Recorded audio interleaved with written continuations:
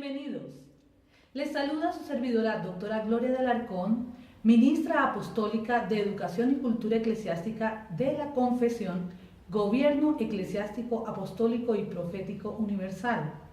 Hoy estamos en compañía del doctor Alfredo Alarcón, presidente de esta confesión, teólogo, PhD en teología, director de orquesta sinfónica, maestro por 35 años, también rector de la Universidad Unidad Internacional, para tratar un tema de mucha actualidad y de mucho interés a nivel de toda la Iglesia, tanto en Colombia como a nivel mundial. Nuestro tema de hoy ¿es grata o no la venida del Papa Francisco a Colombia? Para tratar este tema vamos a analizar varios de las afirmaciones, varias de las enseñanzas que ha dado el Papa Francisco a nivel mundial, todo a la luz de la palabra de Dios. Doctor Alfredo, bienvenido. Gracias. En esta mañana quiero iniciar preguntándole qué opinión tiene usted en cuanto a que se ha dicho que el Papa Francisco es un Papa progresista. Bueno, la palabra progresista o progresismo se aplica últimamente a la política y directamente tiene que ver con ese pensamiento liberal del socialismo actual. Entonces, cuando se habla de progresismo en el campo político, se habla de socialismo. En alguna ocasión le preguntaron a Fidel Castro que si el socialismo era el mismo comunismo. Él afirmó que sí. ¿Y qué ha traído el socialismo actual, socialismo demócrata, que es la misma izquierda, el mismo pensamiento marxista, a los países? Sino ruina social, económica, espiritual, moral. Ahora esto se está pasando al campo espiritual. Se está diciendo de Francisco que es un papa progresista, pero vemos que el progresismo trae caos y ruina. En este campo espiritual traería en el aspecto moral esa ruina, y es lo que estamos viendo en este tiempo. Y cómo se traduce esa ruina espiritual si no es en ecumenismo, que es lo que está proliferando en este tiempo, y a través de lo que se llama en la actualidad apostasía. Bueno, ya empezamos a entrar a un campo muy importante, que son las afirmaciones que ha hecho el Papa Francisco a nivel internacional, a nivel mundial, y pues nosotros hoy como colombianos, como hijos de Dios, como estudiosos de la palabra de Dios, y desde esta confesión, Gobierno Eclesiástico Apostólico y Profético Universal, estamos haciendo un análisis. Por ejemplo, el Papa Francisco ha afirmado, ha dicho, la vida de Cristo acabó en un fracaso, el fracaso de la cruz. ¿Cómo bíblicamente podríamos analizar esto, doctor Alfredo Alarcón? Pues realmente es increíble que el jerarca de la Iglesia cristiana mundial, la Iglesia católica, pueda afirmar tal cosa. No hay conciencia acerca de Jesucristo y su obra expiatoria en la cruz, su obra de perdón de pecados a través de su sacrificio y resurrección. Es increíble que esto no lo tenga claro, y él bien lo dijo, fue un fracaso. ¿Quién puede decir esto sino una persona anticristiana? Bueno, otra de las afirmaciones que ha hecho el Papa Francisco dice que la pasión de Jesús, el Vía Crucis, es la historia del fracaso de Dios. ¿Qué opinión, qué explicación usted nos puede dar a la luz de la palabra de Dios? Precisamente está relacionado con la primera afirmación. Total que esto nos indica que el Papa Francisco no conoce acerca de esta verdad del sacrificio, del sufrimiento de Cristo en la cruz por sus pecados, por los míos y por los del Papa Francisco también. Porque aunque él sea el jerarca de la Iglesia, no significa que él dé las directrices para que una persona conozca o no conozca de Dios de acuerdo a la palabra y sea absuelto, sus pecados sean perdonados de acuerdo a lo que él diga. No hay tal, porque es Jesucristo a través de su palabra quien nos juzga a todos. No es él ni por lo que él diga, así sea jerarca de la Iglesia, así sea un pastor muy reconocido o quien sea de cualquier religión, no lo puede hacer, porque el que juzga frente a todo esto es Cristo a las personas. Nadie más lo puede hacer. Total que el afirmar algo así, como el Via Crucis, que también terminó en un fracaso, pues realmente es algo que no procede de una persona que represente, como es en este caso la Iglesia Católica. También ha afirmado el Papa Francisco: a Dios no le gusta perder, no es un buen perdedor. Esto ya tiene que ver con la neurolingüística, con ese lenguaje del subconsciente, ese manejo que muchos hacen para el público en general acerca de este tipo de afirmaciones. Eso tiene que ver directamente con la neurolingüística. Entonces pregunto, ¿será que el mismo Papa Francisco quiere aislar a la gente del conocimiento de Dios? También ha afirmado el Papa Francisco: no encaro la religión para hacer proselitismo con un ateo. ¿Qué nos puede decir, doctor Alfredo, con respecto a esta afirmación? Él ha dicho acerca de los ateos que ellos tienen su conciencia y por esa conciencia serán juzgados. Sin embargo, no es lo que dice la palabra de Dios. La palabra de Dios no habla acerca de las obras de la conciencia. La Biblia afirma que todos los hombres deben arrepentirse de sus pecados delante de Dios y deben aceptar el sacrificio de Cristo en la cruz como expiación, como pago por los pecados cuando nos arrepentimos. Total que un ateo necesita arrepentirse. No es encarar la religión, sino es confrontar a aquel que se dice ateo con lo que dice la palabra, con lo que dicen la Biblia, esas verdades absolutas, invariables. Bueno, también ha afirmado el Papa Francisco: la cuestión para quien no cree en Dios radica en obedecer a la propia conciencia, y en esta decisión se juega la bondad o maldad de nuestro actuar. ¿Qué nos puede decir, doctor Alfredo, con respecto a lo que el apóstol Pablo precisamente afirmó en cuanto a la parte de la fe? Ok, primero hablemos de lo siguiente. Esta afirmación tiene que ver con el humanismo. Cuando habla de la conciencia, cuando habla de la libertad de expresión, la libertad de pensamiento. Y esto lo han pasado al campo de la espiritualidad, de la religión, para justificar que cualquier persona puede obrar conforme a su conciencia y el obrar en su conciencia le va a justificar delante de Dios. Sin embargo, encontramos en la palabra de Dios que solamente es por fe, como lo que afirma Pablo, porque por gracia sois salvos, por medio de la fe. Y esto no de vosotros, no por vuestra conciencia.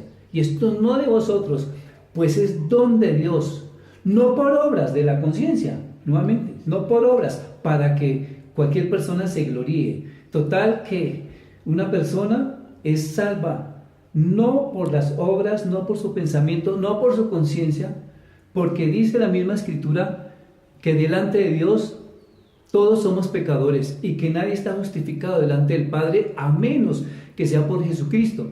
Porque no hay otro camino, no hay otra verdad, no hay otra vida. Nadie va al Padre si no es por Jesucristo, dice la misma Escritura.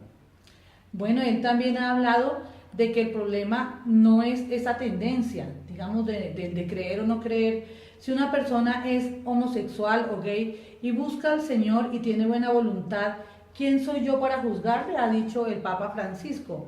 Dice: no hay que discriminar a estas personas, hay que integrarlas a la sociedad. ¿Qué dice la palabra de Dios, doctor Alfredo, en este tema? Hemos encontrado la palabra de Dios acerca de este problema que está relacionado con las personas en cuanto al pecado como tal, porque la palabra de Dios afirma que eso está mal delante de Dios. Y en este tiempo vemos que de muchas maneras se justifica, de muchas maneras. Eso lo hace el humanismo.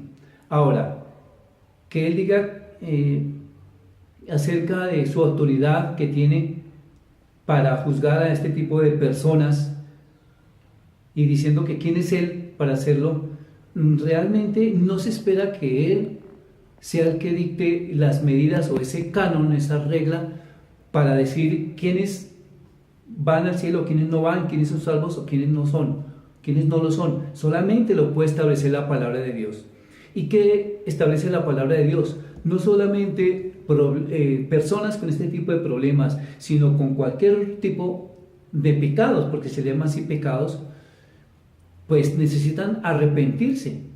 Por más que una persona quiera justificarlo desde el punto de vista sociológico, antropológico, histórico, social, moral, mientras no sea de acuerdo a las escrituras, no les es válido.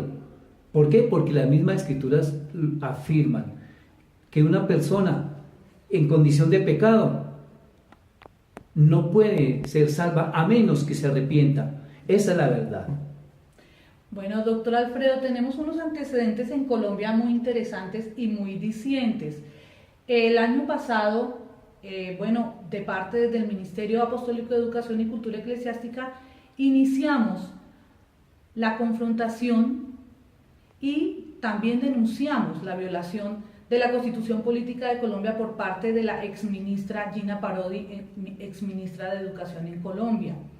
Luego de hacer esta confrontación a nivel de las redes sociales, esta servidora vimos la respuesta de otras personas que también estaban trabajando muy arduamente, las personas de MENASEA, de la Mesa Nacional de Educación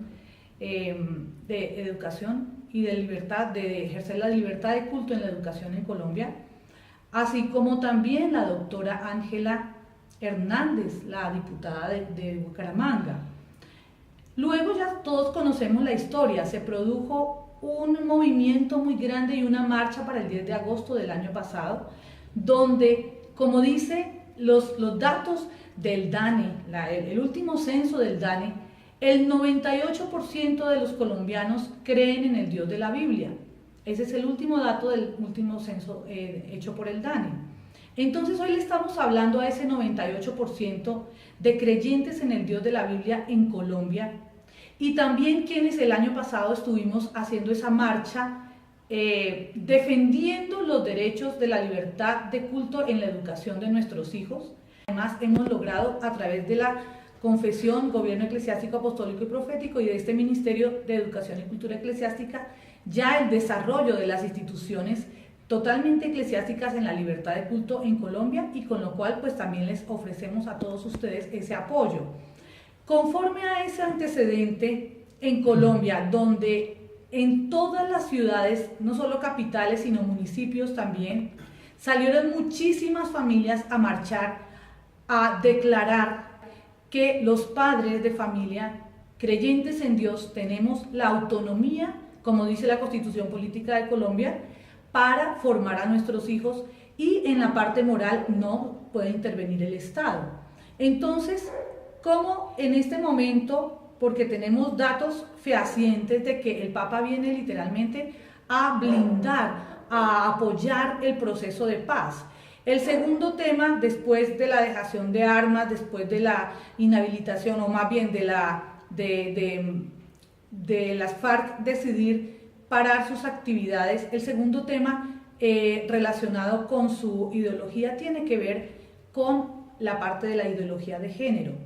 Tenemos fuentes fehacientes de que el Papa viene a apoyar toda esa parte de la ideología de género para la educación en toda Colombia, porque es una de sus banderas en cuanto al pensamiento marxista y comunista, que ellos pues obviamente a través del acuerdo que han hecho en La Habana con el presidente de la República han convenido. Entonces, ¿cómo ese 98% de colombianos que creemos en el Dios de la Biblia vamos a querer que alguien venga a imponernos algo totalmente contrario a lo que es la voluntad de Dios, y donde hay un derecho inalienable colocado en la Constitución Política de Colombia, que es la libertad de los padres escoger la educación de sus hijos? ¿Cómo usted lo ve con esta venida del Papa Francisco? Bueno, en primer lugar, estamos tocando el tema de la educación. La educación civil, pública, en estos momentos está entrando en crisis. Nos ha sorprendido cómo han venido personas allegadas a nosotros diciéndonos, bueno, en el colegio donde matriculé a mi hijo, de una vez me pasaron un formato para firmar acerca de la libertad que tiene el niño para escoger su sexo.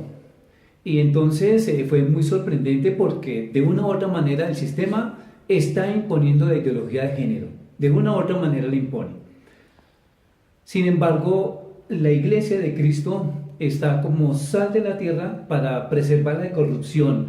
Así pues que damos gloria a Dios porque en la tierra todavía está la iglesia de Cristo que preserva de corrupción moral, social y demás a nuestro pueblo, no solamente colombiano, sino del mundo entero.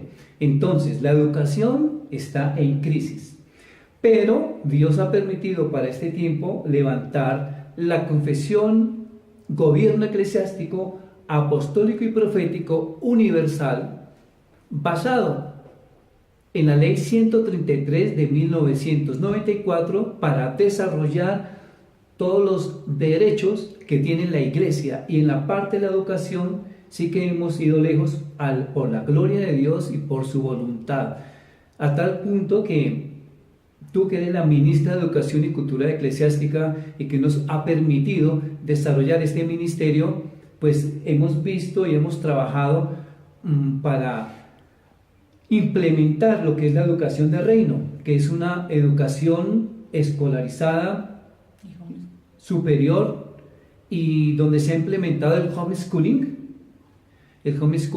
que tiene que ver directamente con los procesos desde la época de Abraham hasta nuestros días, porque en la época de Abraham, desde esa época viene el homeschooling.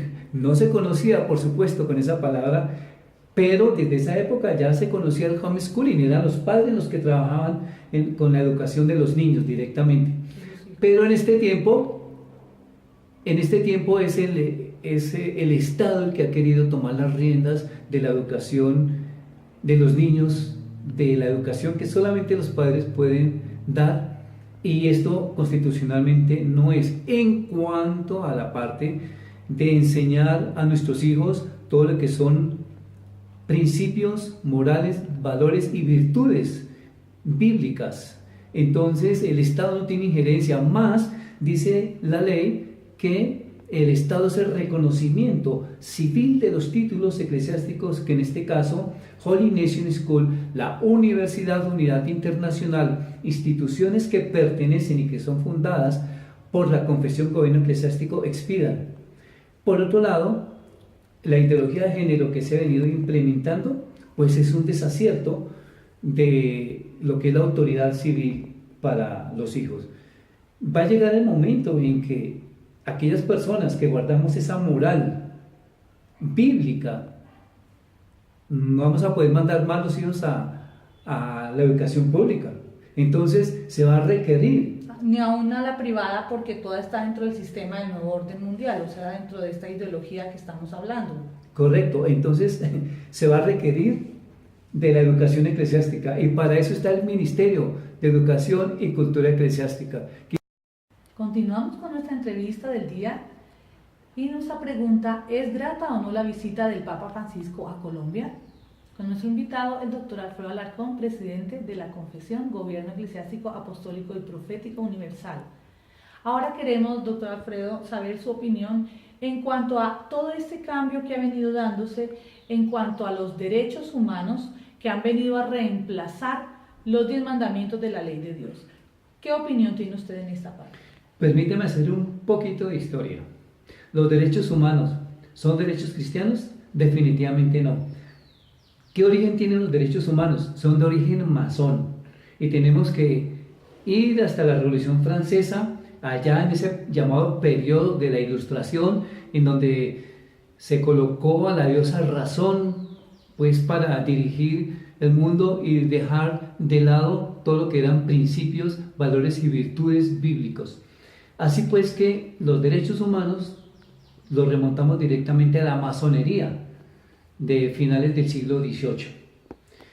En segundo lugar, ¿qué hacen tantas personas creyentes profesando los derechos humanos, abanderados de ellos? Total que no es conveniente. Entonces analicemos qué país queremos y qué país entregaremos a nuestros hijos si antes no viene nuestro Mesías por nosotros. ¿Un país con más maldad en las calles? ¿Un país con una ideología de género totalmente contraria a la palabra de Dios? ¿O un país fortalecido y sostenido por los principios y virtudes que enseña Dios en su palabra, porque Él los dio para que fuéramos bendecidos. Hoy les queremos dejar con esta reflexión y le damos muchas gracias a Dios por permitirnos hacer esta entrevista, esta disertación, y para que seamos apercibidos en los tiempos que vivimos. Está muy próxima la venida de Cristo por su iglesia. En el arrebatamiento, en el momento que nos vayamos, muchos se quedarán. Muchos habiendo escuchado el mensaje del Evangelio, muchos habiendo escuchado el mensaje de salvación, se quedarán y estarán llorando. Les quiero recordar lo que dice en Apocalipsis 24, que las personas que no quieran perder la salvación, después de que se queden en el arrebatamiento, solamente les queda un camino y es el morir degollados. Eso dice Apocalipsis 24, que por causa de la fe, los que no quieran perder la salvación después del arrebatamiento, solamente tendrán esa posibilidad. Amados colombianos, amados amigos de todas las naciones que nos escuchan, muchas gracias y esperamos que estés en ese remanente santo que Dios está buscando en todas las naciones. Muchas bendiciones.